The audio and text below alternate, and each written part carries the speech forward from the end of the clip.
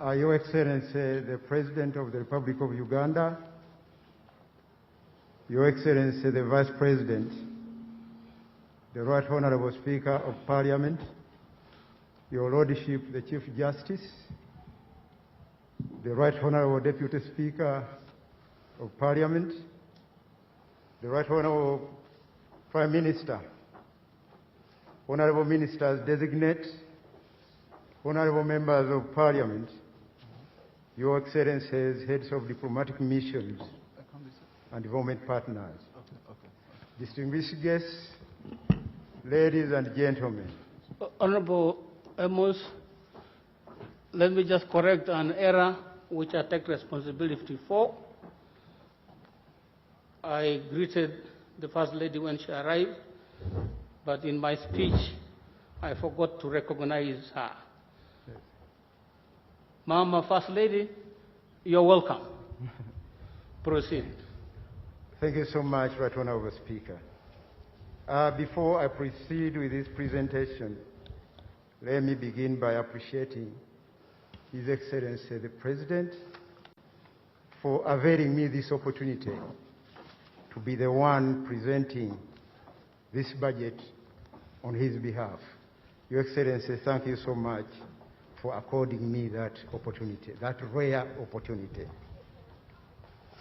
Mr. Speaker, I'm presenting the budget speech for the financial year 2021-2022, whose theme is industrialization for inclusive growth, employment, and wealth creation.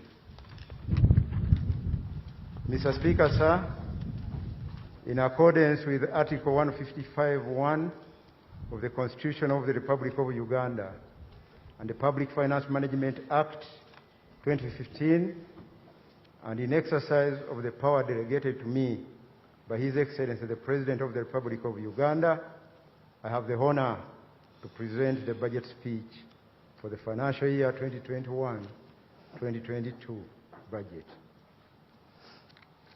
The Public Finance Management Act 2015 requires that the budget is approved by Parliament prior to the beginning of the financial year.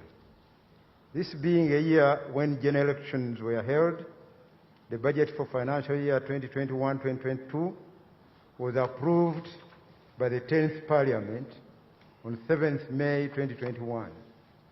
My statement today is therefore a summary of the budget as approved by that Parliament. I thank all honorable members of that Parliament for the excellent cooperation in the preparation and approval of the budget.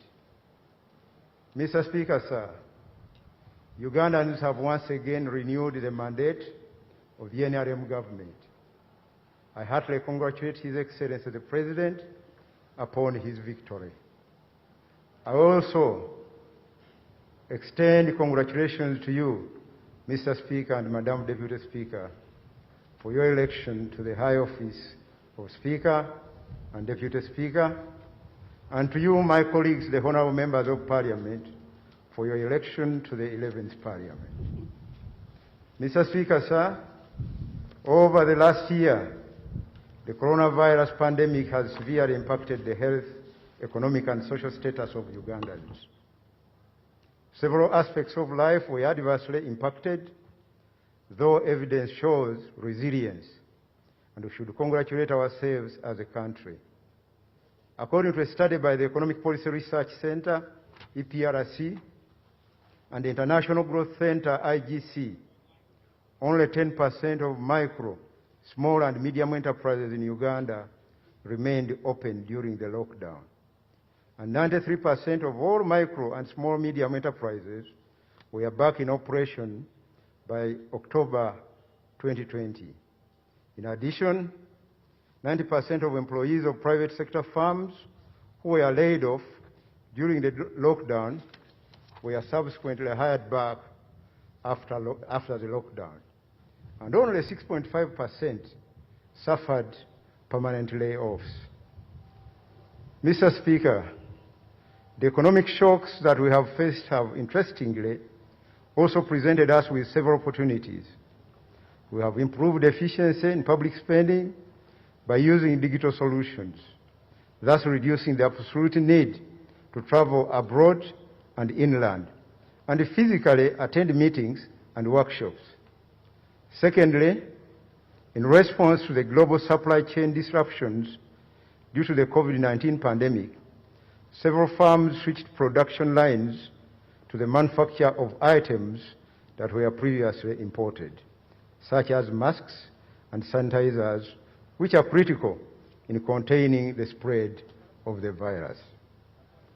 In addition, several locally sourced e-commerce applications have been developed to facilitate transactions during periods of restricted movements.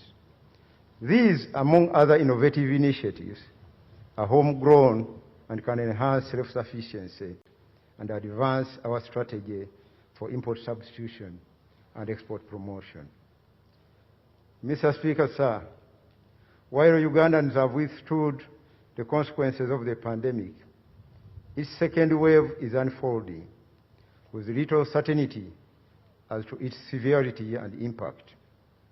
This is the most serious threat to our existence today. I appeal to every single one of us to protect themselves from the virus by strictly following standard operating procedures, SOPs. I also urge people of Uganda to urgently get vaccinated. Mr. Speaker, sir, the overarching goal of the NRM government over the new term of office is to drive faster and inclusive socio-economic transformation, building on the progress we have attained over the years. The key to rapid socio-economic transformation in Uganda rests on industrialization, mainly based on agriculture, boosting private sector business, and ensuring the well-being of Ugandans, together with the development of their skills for productive work.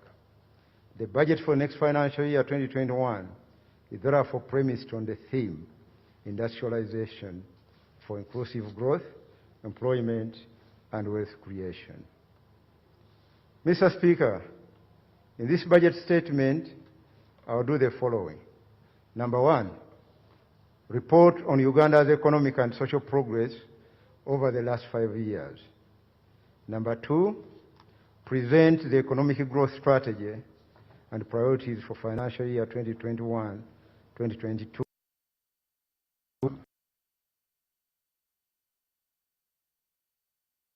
for the financial year 2021-2022.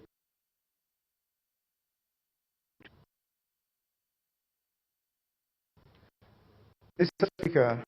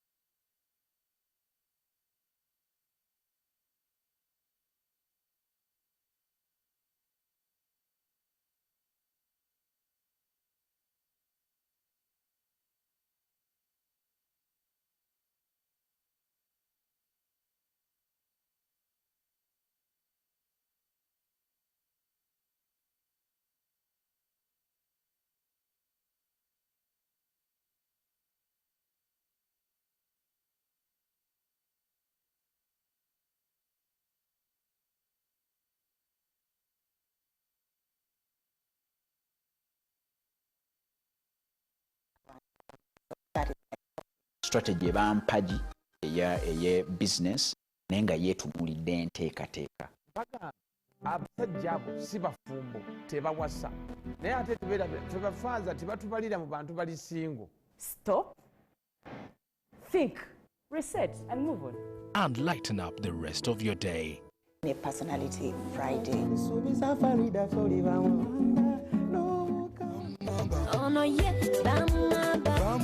Tubeerawo okuzzaamu amaanyi n'essuubi. Mwasize mutya. For the must-attend Log in into your weekly extra entertainment magazine. endorsed by your favorite celebrity. Hello, this is The Ben and you're watching NTV. So I thought, let me try something different, something short, something sexy. Let's just say you don't have to be there because we are always there to get you the extra. Let Tina Tacey light up your new week.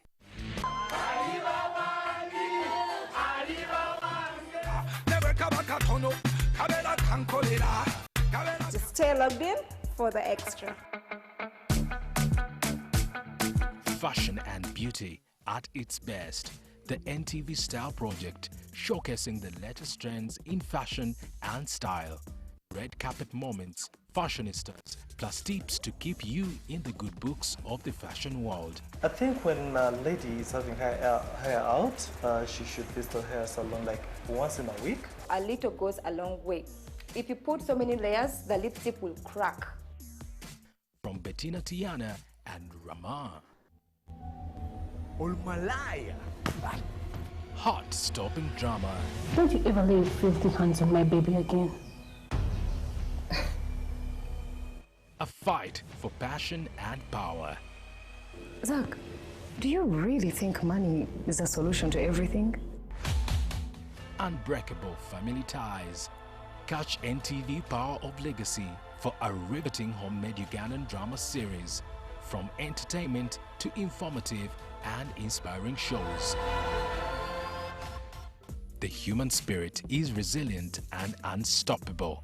For stories that move your heart, stories that comfort. An oncoming truck ran over Julius, tires sliding over his stomach and pelvic area. It is a miracle that he survived, but he did. How are you? I'm in a much better place.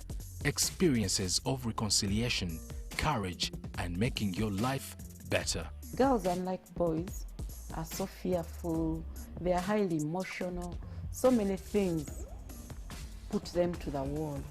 But then we don't know how to address the issues of their lives. Watch NTV Perspective. Goat farming brings in quick cash. The bull and the savannah grow very fast compared to the Mirinda.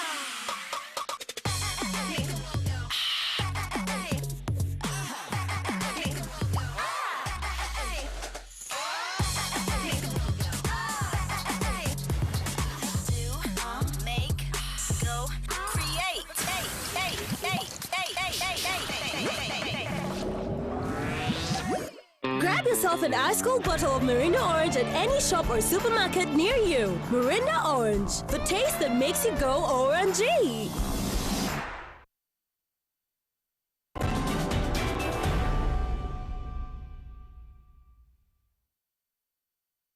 United States dollars in the financial year 2019-2020.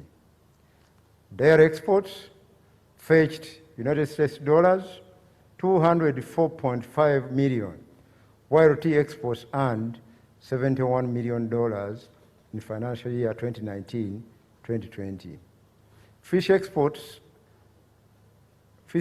earnings increased from $121 million to $227 million over the same period. Mr. Speaker, annual foreign exchange earnings from tourism increased from 1.35 million United States dollars in 2015 to 1.6 billion United States dollars in 2018.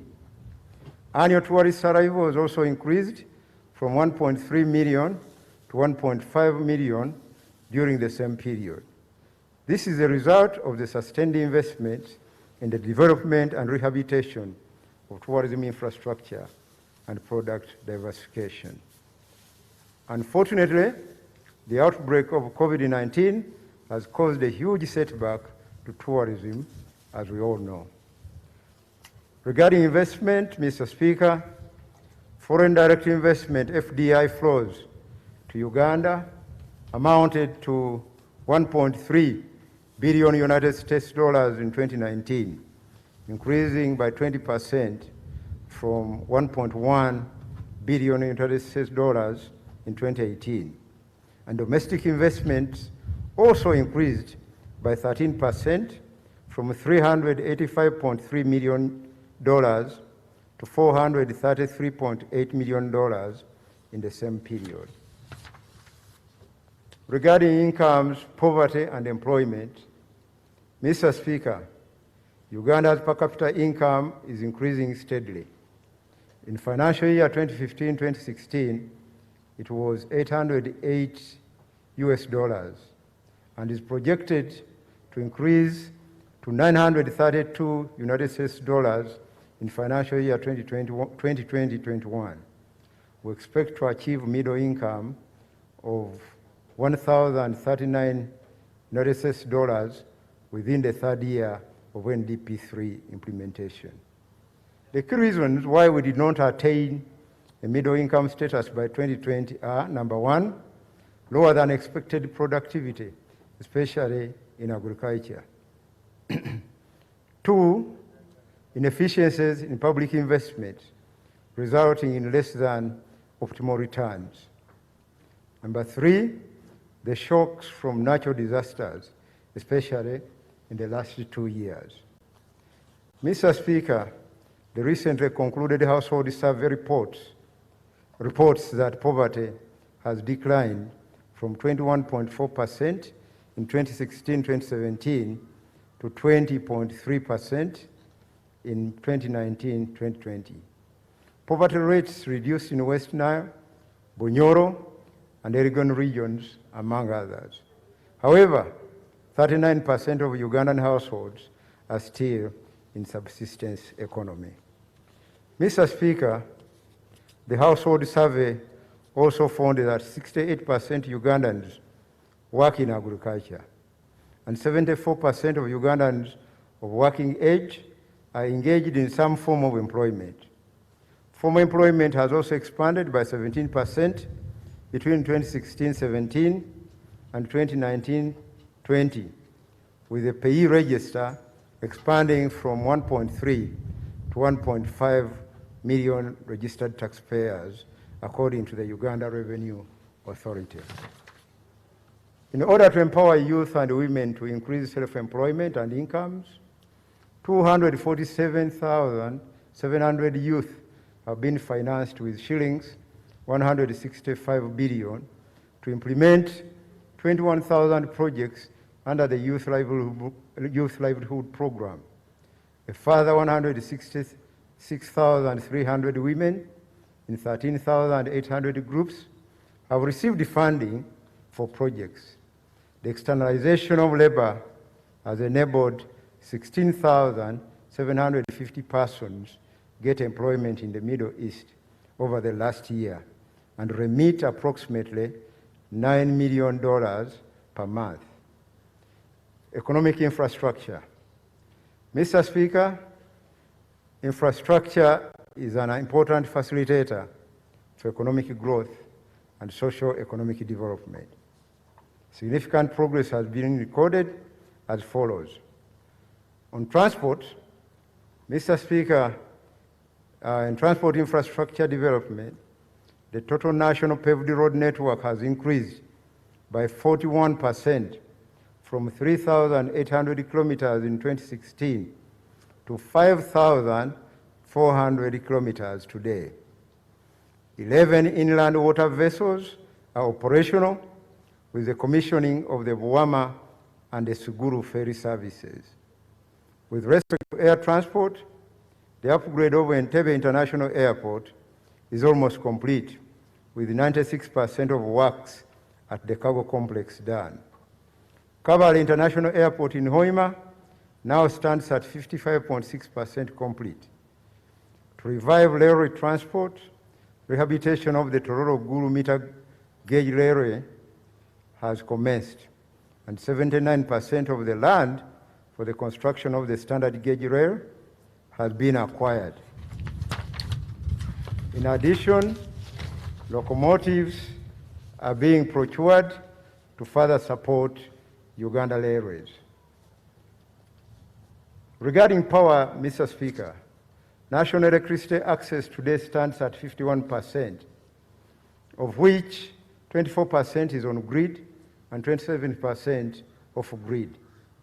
With the implementation of the free electricity connections policy, 152,500 households have been connected to the grid.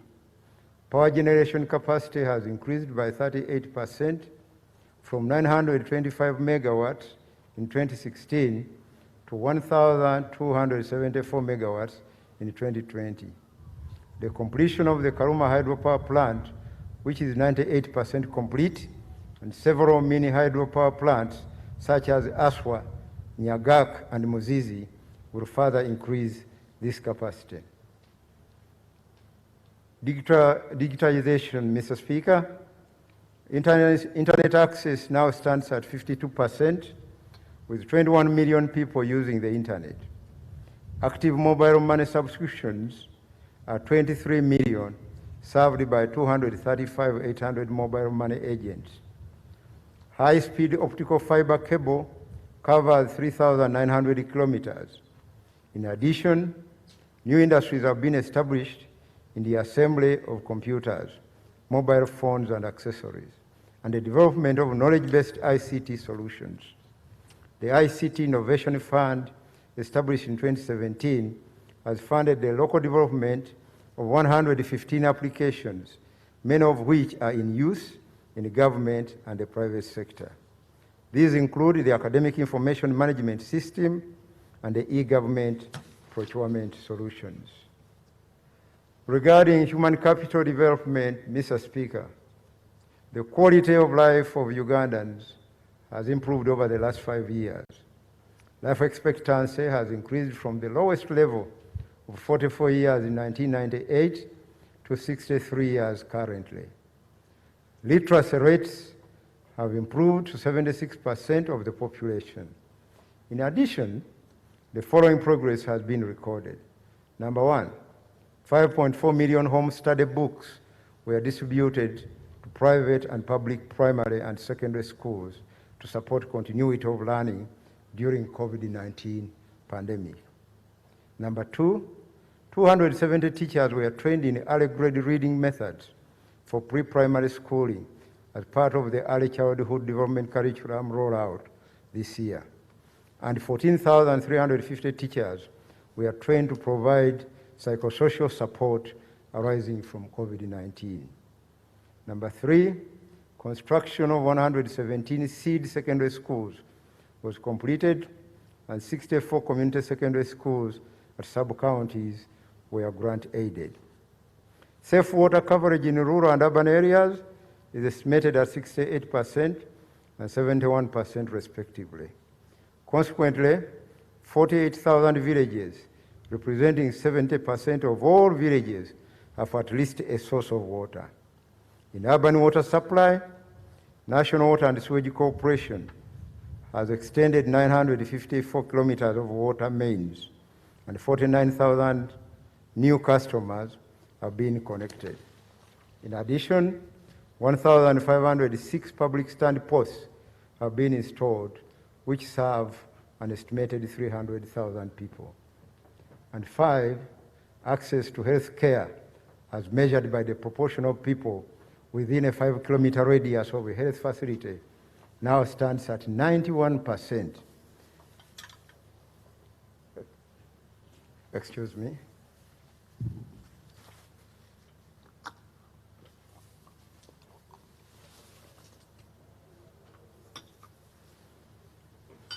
In terms of functionality, 81% of health center 4s offer cesarean section, while 51% offer both cesarean section and blood transfusion.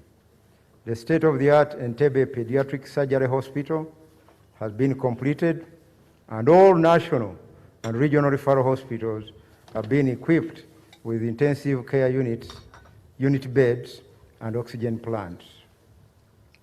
Regarding COVID-19 emergency response, Right Honourable Speaker, despite the adverse impacts of the COVID-19 pandemic, the economy remains resilient, partly as a result of a quick and strong government response. To minimize the negative impact of COVID-19 on social and economic welfare of the country, direct fiscal interventions totaling 2.6 trillion were implemented. In addition, 7.3 trillion private loans in commercial banks were restructured as part of the stimulus package. The economic stimulus supported household economic welfare, 2, farms to survive the crisis, and 3, maintenance of financial stability to avoid the potential collapse of the economy. Mr. Speaker, sir, during the COVID-19 pandemic, vulnerable groups in the Kampala metropolitan area were provided relief food and masks were distributed countrywide. 60 billion shillings was spent to fund food distribution to 683,000 households, covering 1.9 million persons. The mitigation of the adverse impact of COVID-19 pandemic on health and education was a key element of government response. 964,000 doses of COVID vaccines were procured, and mass vaccination has begun following the priority accorded to most vulnerable categories of the population. Today, 733,923 persons have received their first dose of the vaccine, and 40,895 have completed both doses. Clinical trials of a locally researched treatment is also underway to ensure continuity of education. During the COVID-19 pandemic, distance learning has been used based on electronic platforms, including television and online classes. Digital platforms are also in use for inspection and supervision of schools. To support recovery of business, private sector loans totaling 7.3 trillion shillings, representing 43% of all loans, had repayments postponed, a quarter of which were loans in tourism, trade, and commerce. Tax relief totaling 2 trillion shillings was provided to businesses disrupted by COVID-19. In addition, government paid 677 billion shillings in arrears to private sector firms it owed in order to ease their liquidity situation. The Uganda Development Bank was allocated 555 billion shillings to finance manufacturing, agribusiness, and other private sector firms affected by COVID-19 pandemic. CD capital amounting to 416 billion shillings was provided to the youth, women entrepreneurs, and the Myoga program. A total of 6,394 Myoga circles in 349 constituencies have received 200 billion shillings. Regarding governance, Right Honourable Speaker, with respect to law and order, crime reduced by 8.9% from 215,000 cases in 2019 to 196,000 cases in 2020. Interventions such as the Safe City Camera Project, enhanced motorized and foot patrols, and community policing have contributed to this decline. In the judiciary, the proportion of cases that are over 2 years old have reduced from 24% in 2017 to 17.5% in 2021 as a result of the implementation of the case backlog reduction strategy and the use of alternative dispute resolution alongside conventional court proceedings. Excuse me. Mr. Speaker, to sum up, great strides have been achieved on both economic and social fronts, as I have demonstrated. This progress is a result of the sustained effort by government to remove barriers to production and human capital development, as well as peace and security, which have provided a solid basis for the economy to grow, despite the setbacks we all know. The socio-economic transformation in Uganda is unstoppable. I now turn to the economic growth strategy and the attendant priorities.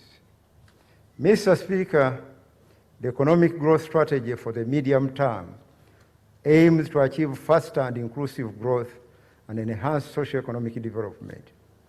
The target is to raise the growth rates from 4.3% estimated for financial year 2021 to at least 7% in the medium term.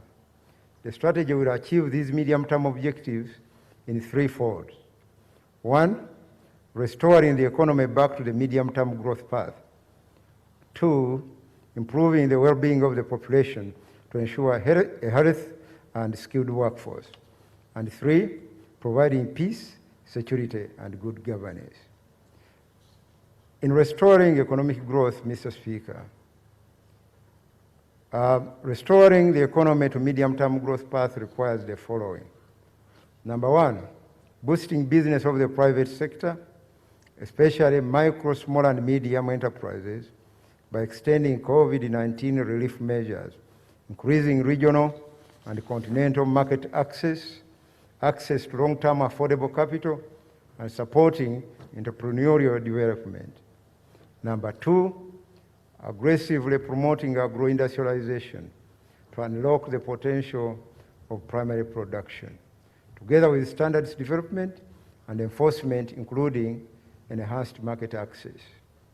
Number three, commercializing minerals, oil and gas endowments to obtain the greatest benefits from adding value to Uganda's natural endowments.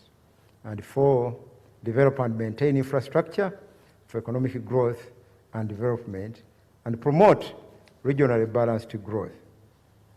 Regarding boosting of business activity, Mr. Speaker, the immediate requirement is to support the recovery of businesses that continue to be adversely affected by the COVID-19 pandemic.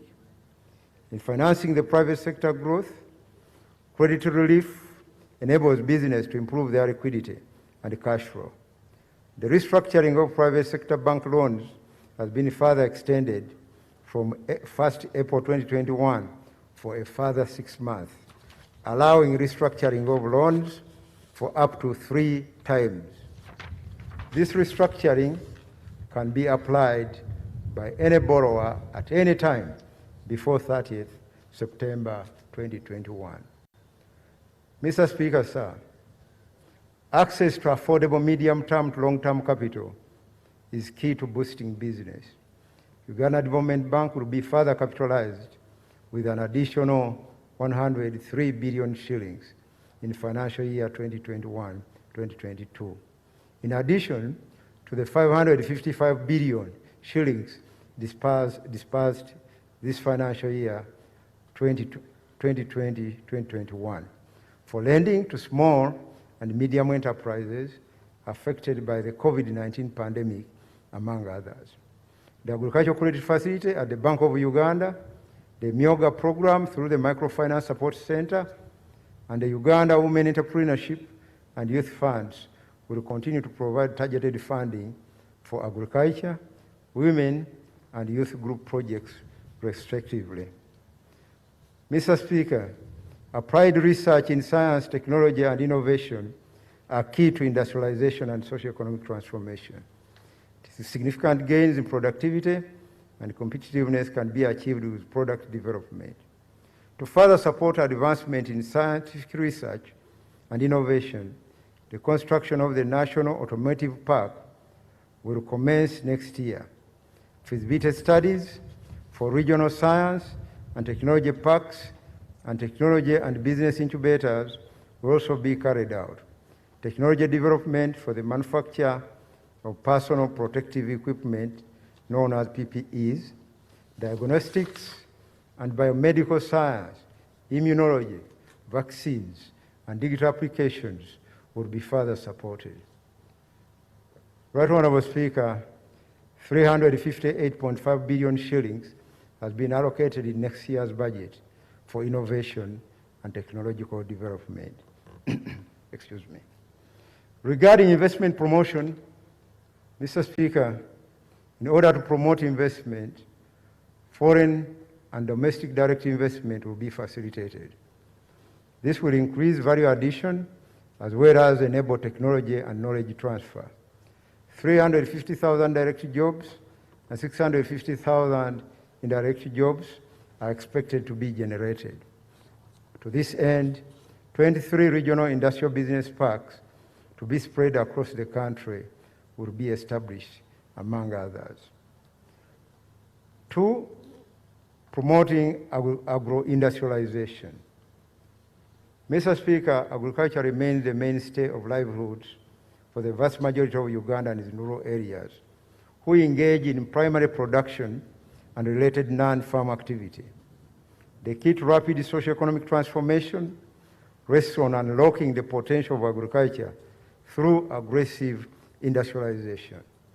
This will enable the population engaged in farm and non-farm rural economic activity to earn higher incomes and employment.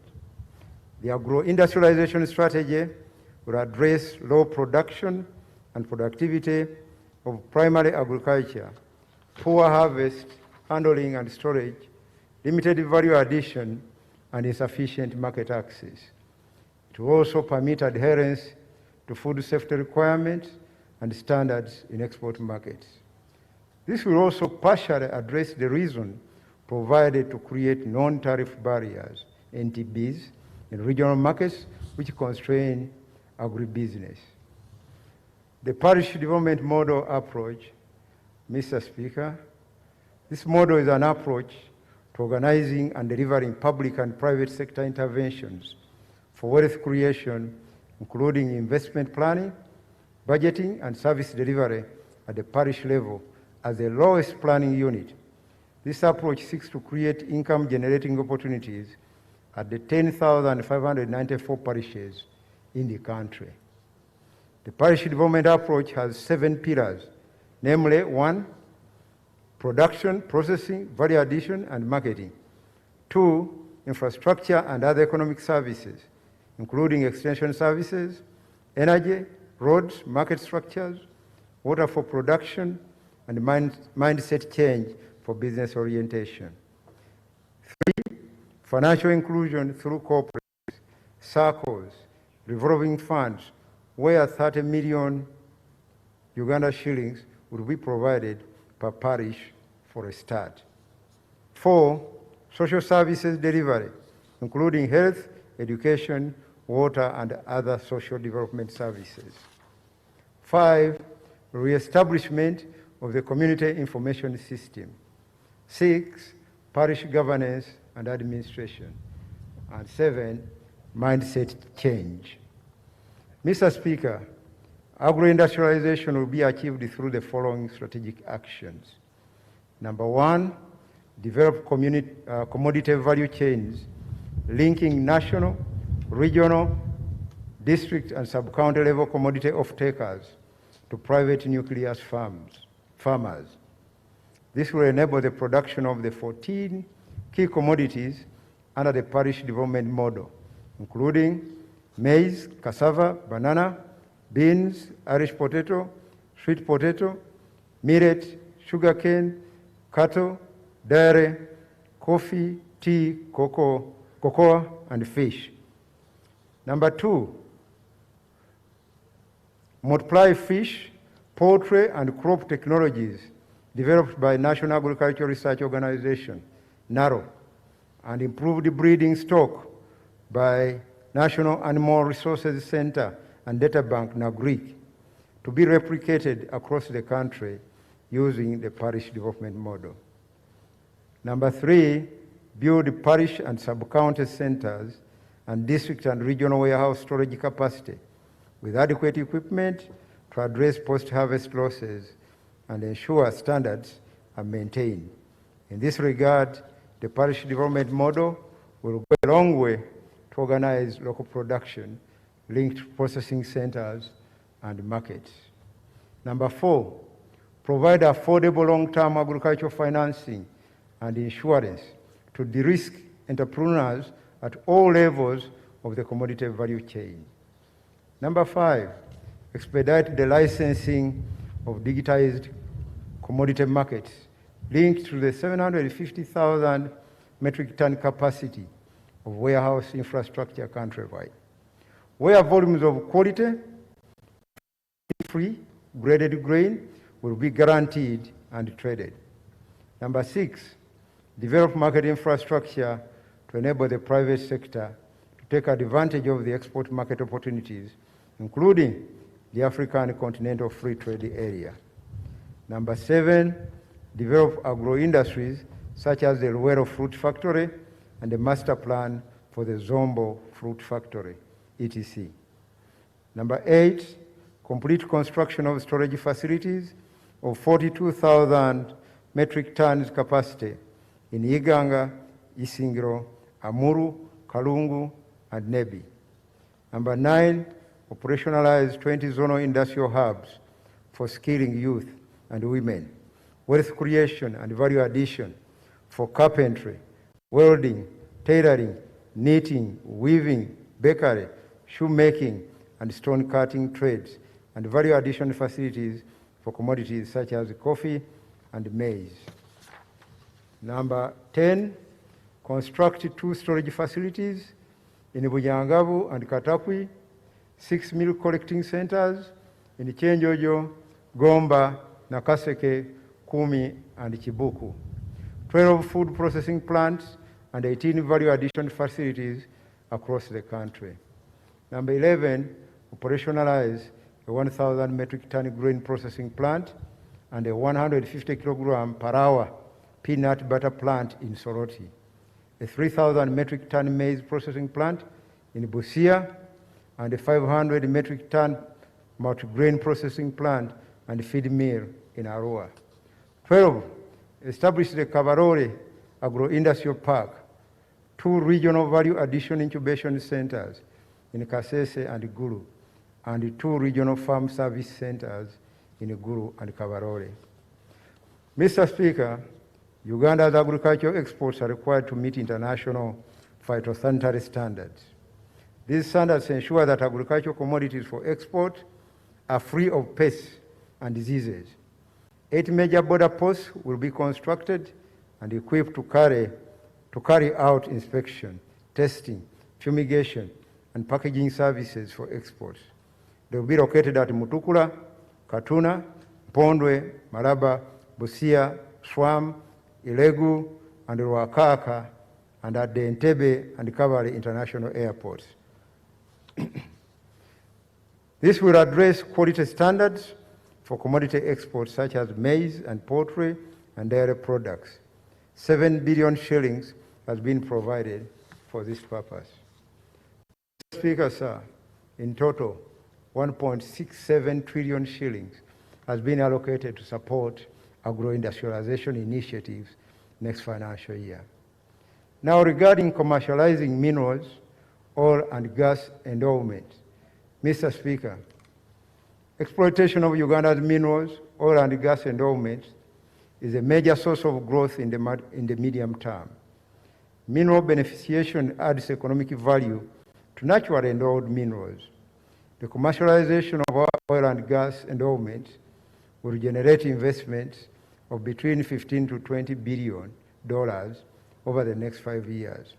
The requirement to have these investments with substantial local content will enable the creation of jobs and allow local companies to benefit from supplying goods and services to the petroleum sector.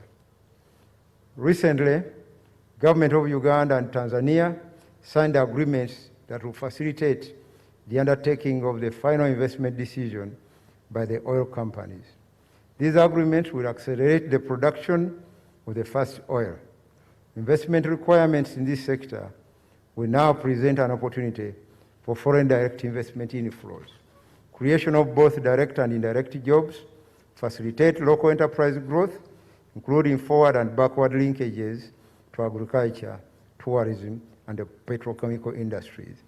I thank the President for his foresighted leadership in guiding and spearheading the development of this sector. Mr. Speaker, the priority interventions in the mining industry next financial year are as follows. Number one, establish the mineral reserves that are economically feasible for extraction in 80% of the country, and complete the airborne geophysical surveys of the remaining 20% in the Karamoja sub-region. Number two, finalize the mining law and enhance public-private partnership arrangements to develop minerals, starting with the iron ore in Western Uganda, restoration of the Katwe salt factory, and provision of an attractive taxation regime that protects and support local steel production. Three, explore all geothermal resources to quantify the geothermal potential of the country and promote the development of Kibiro, Katwe, Bulanga, and Panyimu geothermal prospects. Mr. Speaker, 49 billion shillings have been allocated in the budget for financial year 2021-2022 to support the mineral development interventions. Mr. Speaker, in the oil and gas industry, critical actions that have now paved the way for investment and commercialization include the signature of agreements between Uganda, Tanzania, and the international oil companies for the East African crude oil pipeline. The enabling legislation for this pipeline will soon be brought to Parliament for consideration. Mr. Speaker, the signature of these key agreements signals the commencement of the development and production phase of petroleum. Construction of Tilenga and Kingfisher facilities, as well as the East Africa crude oil pipeline, will commence this year, and the first oil is expected in early 2025.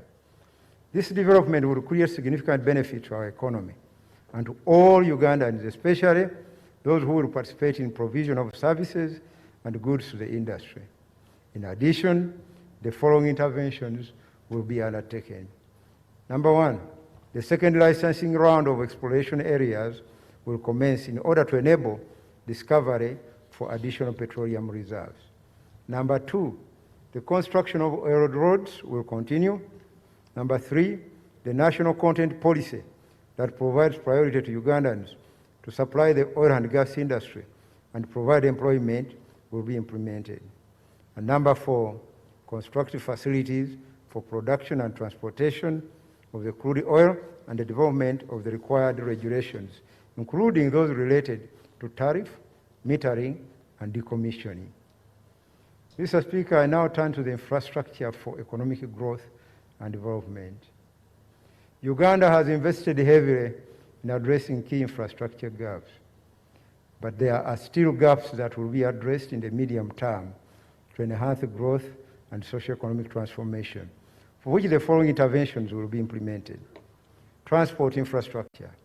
Mr. Speaker, to further improve transport infrastructure, the following interventions will be prioritized next financial year. Number one, the upgrade of 400 kilometers equivalent of national roads from gravel to tarmac, including the construction of 37 new bridges on national roads. Number two, rehabilitation of 200 kilometer equivalent of national roads and 400 kilometers of community access roads and the maintenance of national and district urban and community access roads network. Three, rehabilitation, procurement of ferries and construction of selected landing sites, including the Lalopi, Obongi, and Choga ferries, and the Bukungu, Kagwara, Kabera Maido landing sites. Continue support for the revival of the national airline and maintenance of upcountry aerodromes. Five, acquire right-of-way for the standard gauge railway. Rehabilitate Tororo Guru meter gauge railway and of Kampala Maraba meter gauge rail line and complete the Guru logistics hub. Mr. Speaker, 5.1 trillion shillings has been allocated in the budget for the development of the integrated transport infrastructure and related services. Out of this, 487.4 billion shillings is for road maintenance, and 135.9 billion shillings is for community roads improvement. Regarding power infrastructure, Mr. Speaker, regarding the promotion of renewable energy, the government will commission solar mini grid plants in Rubirizi and Kasese districts. These include the Kasenyi 37 kilowatts, Kashaka 28 kilowatts, Kazinga 26 kilowatts, Kihuramu 18 kilowatts, Kisebere 16 kilowatts, and Kisenyi 32 kilowatts. These solar mini grids were constructed by a worldwide fund for nature Uganda. The mini grids will provide power to isolated community clusters. Mr. Speaker, building capacity to meet the energy needs of Uganda's population in an environmentally sustainable manner is a major national priority. And the key interventions will include, number one, further development of generation, transmission, and distribution capacity. Two, increasing electricity access, including implementing the free electricity connection policy. Three, reducing energy losses and curbing vandalism of electricity infrastructure. Four, provide affordable electricity tariffs, including the power subsidy of 5 cents for manufacturers who qualify as extra large industrial consumers. Five, promote renewable energy, energy efficiency, and conservation. Mr. Speaker, 1.1 trillion shillings has been allocated in the budget for financial year 2021-2022 for the development of energy infrastructure and services. And out of this, 646.2 billion shillings is earmarked for rural electrification. Regarding digital transformation, Mr. Speaker, ICT is key to transforming socio-economic transformation and for improving efficiency and productivity. The COVID-19 pandemic has presented the opportunity for digital transformation of the economy. Therefore, the major priorities for financial year 2021-2022 will include the extension of broadband ICT infrastructure up to the sub-county level, expanding the digital terrestrial television and radio broadcasting network to facilitate tele-education for learners, and facilitating the development of software solutions to support e-government, e-commerce, and e-payment, among others. Mr. Speaker, 134.9 billion shillings has been allocated in the budget for financial year 2021-22 to enhance digitization of the economy. Now, regarding pursuing regional balanced growth, Mr. Speaker, greater linkage between production and processing facilities at a local level can be established through a regionally balanced growth approach. Regional balanced growth entails the development of value chain enterprises beyond the central corridor of Maraba to Greater Kampala metropolitan area, to Mbarara. Developing additional corridors of growth will diversify economic development.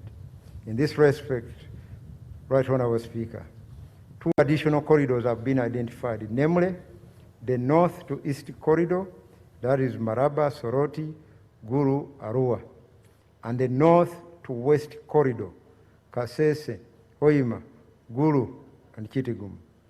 These corridors altogether form a growth triangle across Uganda where production, value addition, and agro-industrialization can holistically take place.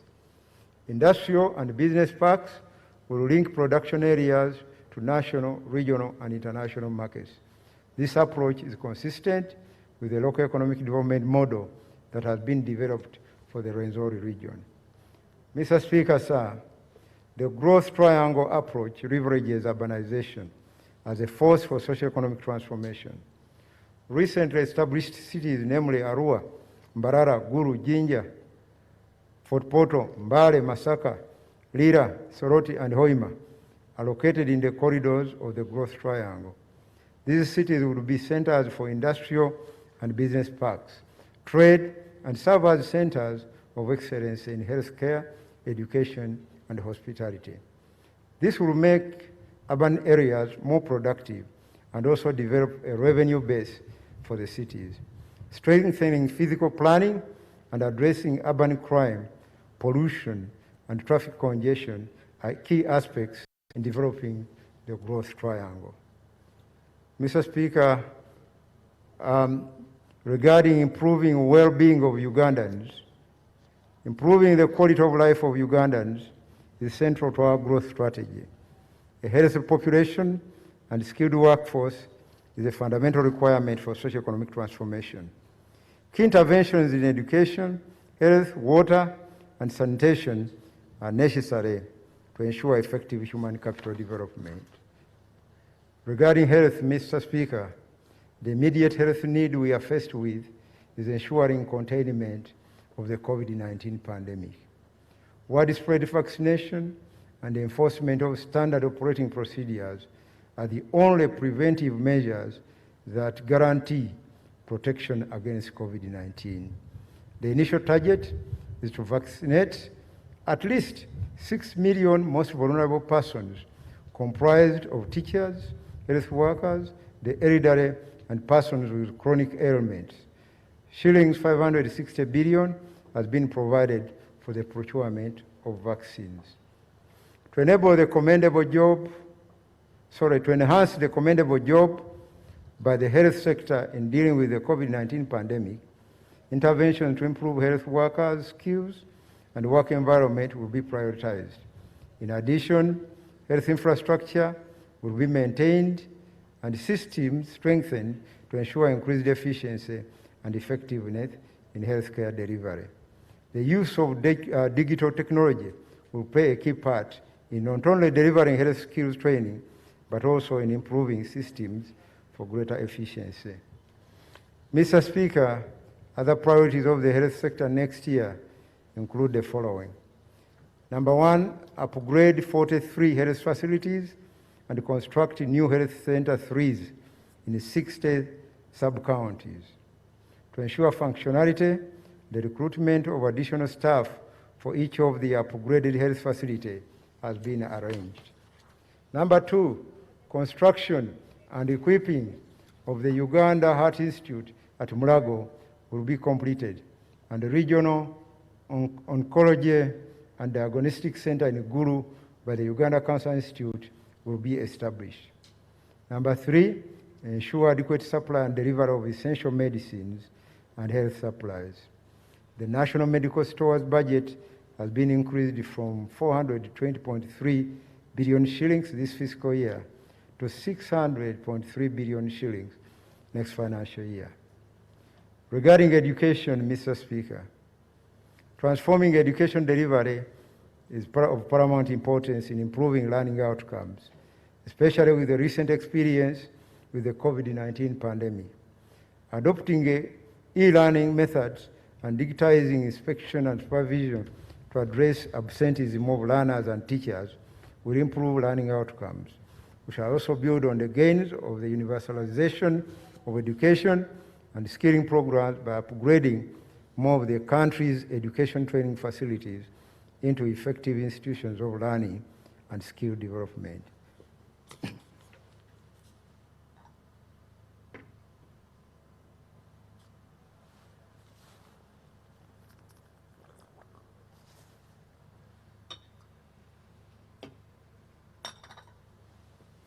Excuse me. Mr. Speaker, regarding education, transforming education delivery, I think I've finished that one. Mr. Speaker, next financial year, priority will be placed on improving staffing and teacher quality at all levels, enhancing inspection and supervision of schools, rehabilitate primary and traditional secondary schools, and complete construction of selected vocational schools. To this end, 4,200 primary school teachers will be recruited to raise the national staffing level to 70%.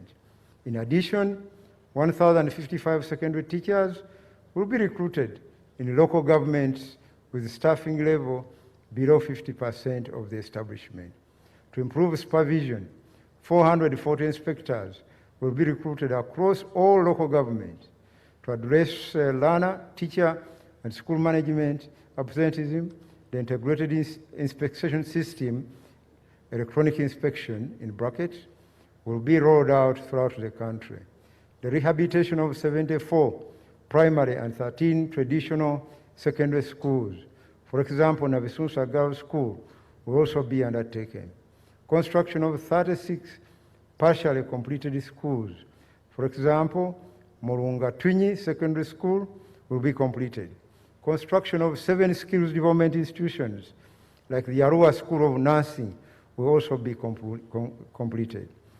Regarding water and sanitation facilities, Mr. Speaker, access to safe water and sanitation is important in improving the well-being of the population.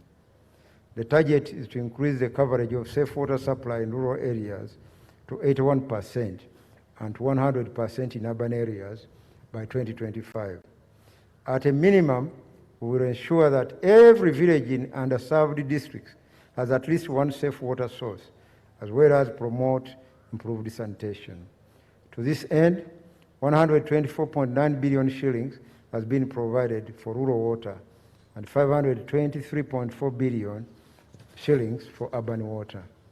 Mr. Speaker, in summary, to enhance human capital development, 7.7 trillion shillings has been allocated next financial year.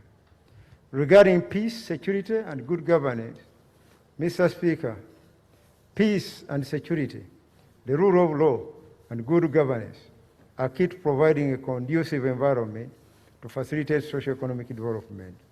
Our long-term objective is to maintain peace and security at the community and national level, increase access to justice, and enhance effectiveness in public service delivery. Regarding peace and security, Mr. Speaker, next fiscal year, the following intervention will be prioritized to create a peaceful and secure environment for economic growth and development. Number one, acquire, refurbish, and maintain military equipment. Number two, complete the construction of the military referral hospital in Mbuya and train military medical personnel and procure medical equipment. Number three, commence construction of 30,000 housing units for the military, the construction of the military museum, as well as military barracks. Number four, improve urban security with implementation of phase 3 of the Safe City CCTV project. Mr. Speaker, 6.9 trillion shillings has been provided in the budget for these interventions. Access to justice. Mr. Speaker, to improve access to justice, the judiciary and other law and order services will be deconcentrated to the regional and district level. In this regard, 9.4 billion shillings has been provided to kickstart the construction of the courts of appeal in Gulu and in Mbarara, High Court circuits in Ruero and Soroti, Magistrates courts in Budaka, Albetong, and Yantonde, Grade 1 Magistrate courts in Abim, Patong, Karengo, and Chazanga.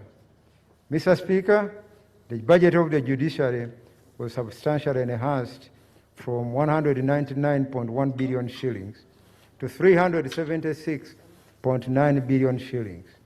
Out of this, shillings 146.6 billion has been provided for the recruitment and facilitation of judicial staff.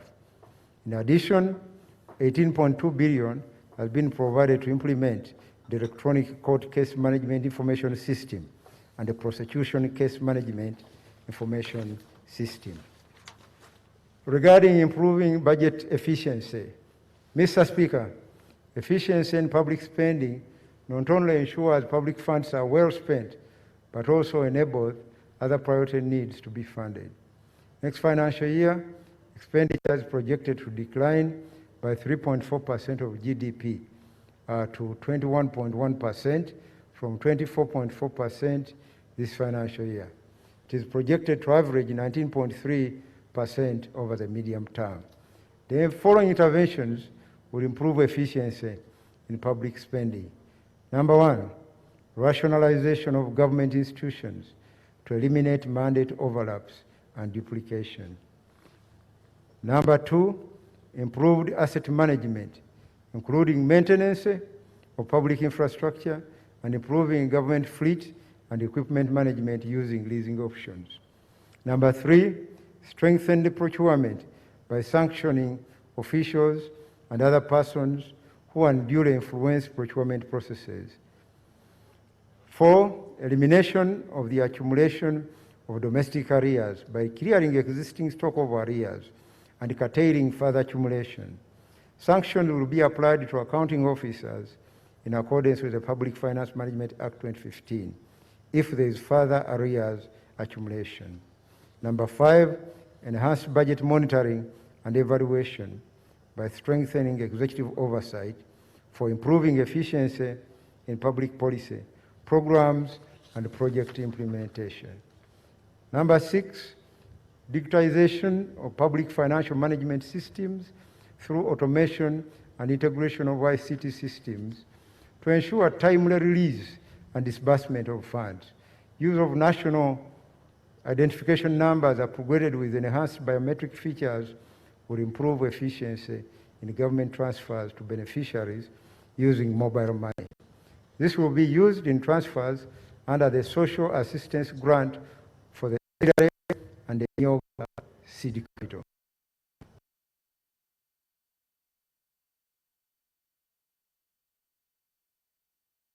We have done during the COVID-19 pandemic.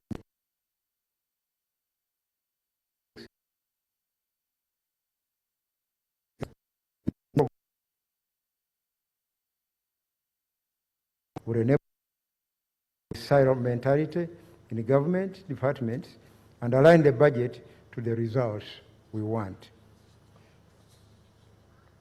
I now turn to the financial year 2021-2022 financing framework.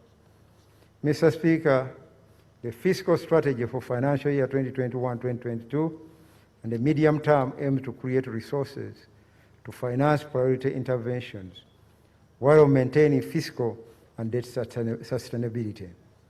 It is premised on mobilizing a higher level of domestic revenue and enhancing returns from public investment. The government will also undertake a review of public expenditure to improve efficiency. On domestic revenues, Mr. Speaker, domestic revenue for next financial year is projected at 22,425 billion, equivalent to 13.8% of GDP, compared to a projected outturn of 19,432 billion shillings, equivalent to 13.1% of GDP in the financial year 2020-21.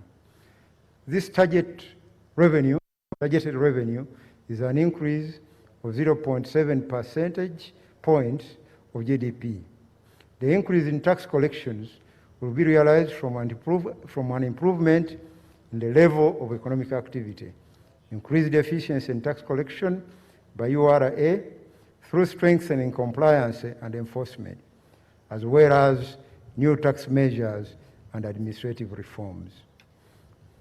Tax policy interventions.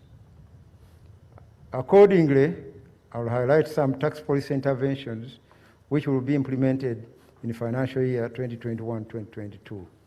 Number 1, reform taxation of rental income to remove the incentive for non-individual rental taxpayers to claim unrestricted deductions which significantly reduce their tax contribution.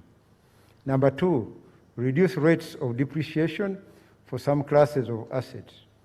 Number 3, discontinue the concurrent deduction of initial allowances and depreciation in the first year of use of qualifying assets.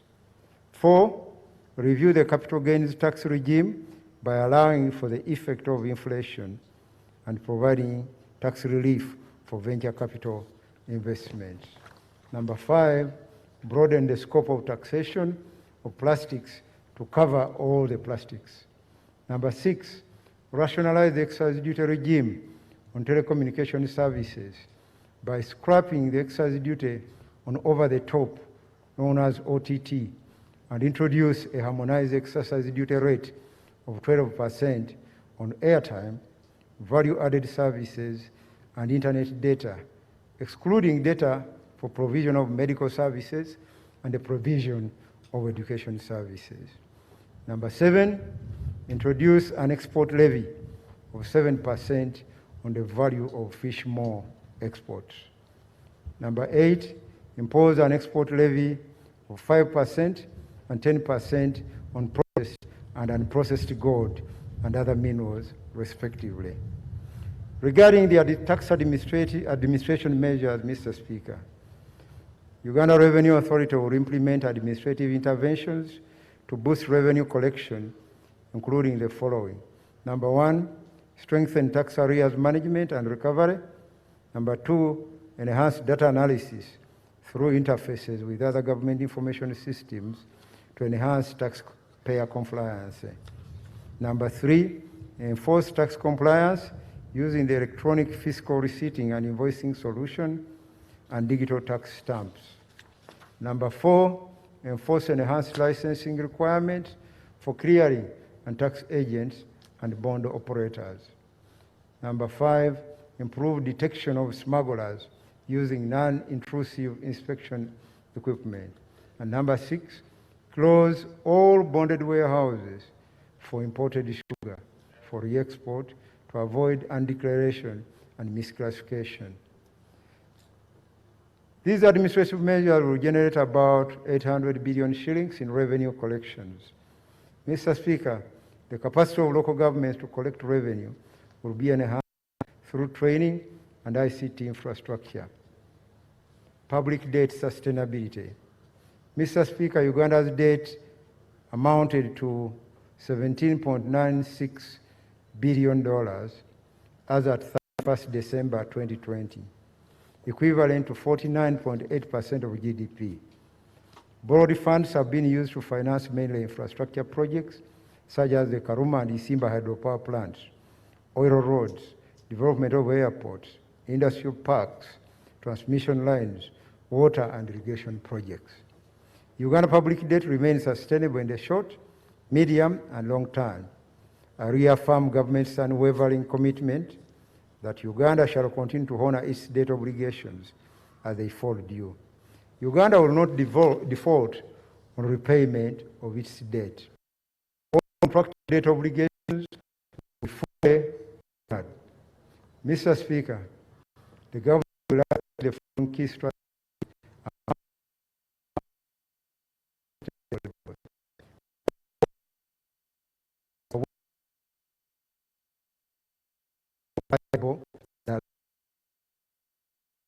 Two, prioritize borrowing for only projects that enhance socioeconomic transformation and enhance project implementation. 3, prioritize borrowing from concessional sources. And 4, increase the maturity profile of our domestic debt.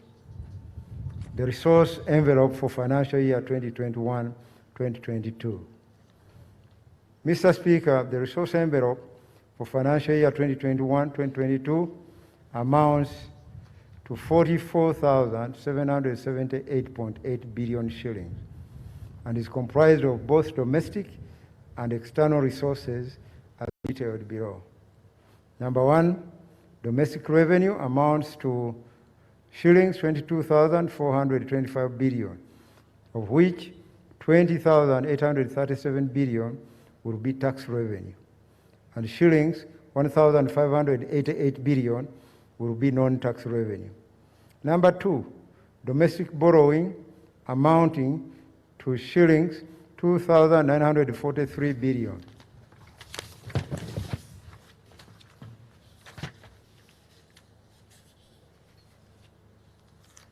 Number 3, amounts to 200 billion. Number 4, debt support amounts to 3.5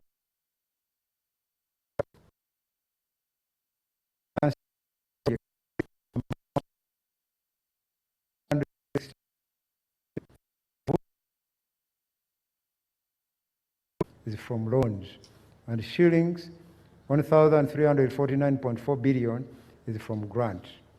Number 6, appropriation in aid collected by local governments amounts to 212.4 billion shillings. And number 7, domestic debt refinancing will amount to 8,547 billion. Mr. Speaker, sir, total expenditure will be 44,778.8 billion shillings, excluding domestic debt refinancing and appropriations in aid, AIA. It amounts to shillings 36,019.4 billion, of which wages and salaries is 5,528.6 billion shillings. Non-wage recurrent expenditure is 15,625.4 billion. And government expenditure is 14,865.3 billion shillings. Conclusion, Right Honourable Speaker, Your Excellency, and honourable members. The economic growth strategy and budget priorities that are presented today seek to speed up economic recovery and drive more inclusive growth by creating an environment for increased socio-economic empowerment of the ordinary Ugandans.